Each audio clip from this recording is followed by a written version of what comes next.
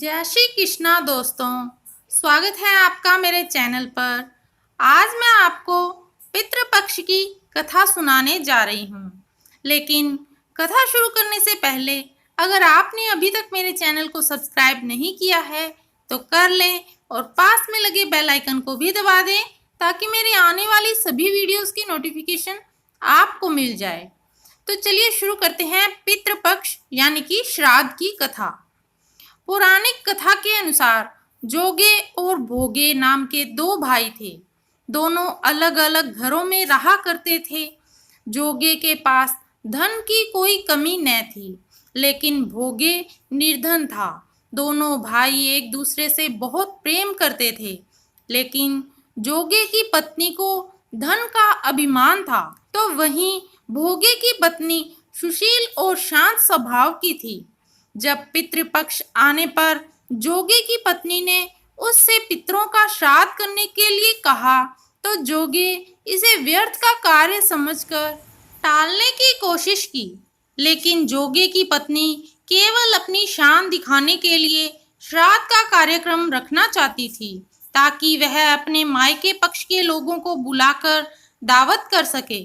जोगे की पत्नी ने उससे कहा कि मुझे कोई परेशानी ना हो, इसलिए आप ऐसा कह रहे हैं, लेकिन मैं सत्य कहती हूँ, मुझे इसमें कोई परेशानी नहीं है। मैं भोगे की पत्नी को बुला लूंगी, हम दोनों मिलकर सारा काम कर लेंगी। दूसरे दिन भोगे की पत्नी सुबह आकर सारा काम करवाने लगी। उसने अनेक पकवान बनाए, फिर सभी काम निपटाने के बाद अपने घर वापस आ गई, क्योंकि उसे भी पितरों का तर्पण करना था। जब पितर भूमि पर उतरे तब वे जोगे के यहाँ गए तो देखा कि उसके ससुराल पक्ष के सभी लोग भोजन पर जुटे हुए हैं। वहाँ ये सब देखकर वे बहुत निराश हुए। उसके बाद जोगे भोगे के पितर भोगे के यहाँ गए तो देखते हैं कि मात्र पितरों के नाम पर केवल अगियारी दे दी गई है। पितर उसकी राख चाटते हैं और भूखे ही नदी के तट पर पहुंच जाते हैं। कुछ ही देर में सारे पितर अपने अपने यहाँ का श्राद्ध ग्रहण करके इकट्ठे हो गए और बताने लगे कि उनकी संतानों ने किस किस तरह से उनके लिए श्राद्धों के पकवान बनाए। जोगे भोगे के पितरों ने भी अपना सारा कुछ बताया।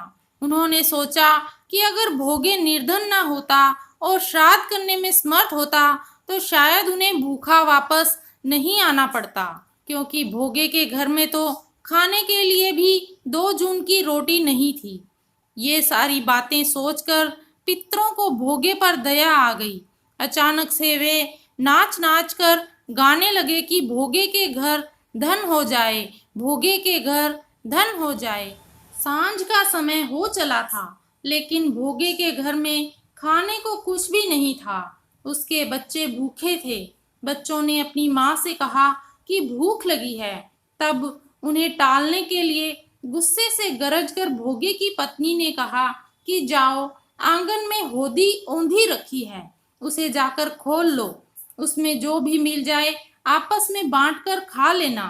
बच्चे जब वहां जाकर होदी देखते हैं तो वे दौड़े दौड़े माँ के पास जाकर कहते हैं कि माँ, होदी तो मोहरों से भरी पड़ी है। आंगन में आकर भोगे की पत्नी यह सब कुछ देखती है तो उसके आश्चर्य का ठिकाना नहीं रहता है। इस तरह पितरों के आशीर्वाद से भोगे भी धन धान्य से परिपूर्ण हो जाता है, लेकिन वह इस बात का बिल्कुल अहंकार नहीं करता है और अगले बरस पूरी श्रद्धा के साथ भोगे एवं उसकी पत्नी अपने पितरों का श्राद्ध करते हैं। भोगे की पत्नी पितरों के लिए 56 प्रकार के व्यंजन तैयार करती है। वे दोनों ब्राह्मणों को भोजन कराते हैं। अपने जेठ जिठानी को बुलाकर सम्मान के साथ सोने और चांदी के बर्तनों में भोजन कराते हैं। इससे उनके पितर बहुत प्रसन्न होते हैं। तो दोस्तों, ये थी पितृपक्ष की कथा यानी कि श्राद्ध की कथा। आपको ये वीडियो कैसी लगी कमेंट करके अवश्य बताइएगा।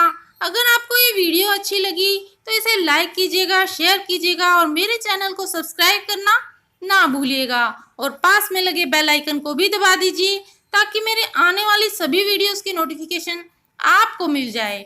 धन्यवाद दोस्तों, मिलते हैं अगली वीडियो में। जय श्री कृष्णा।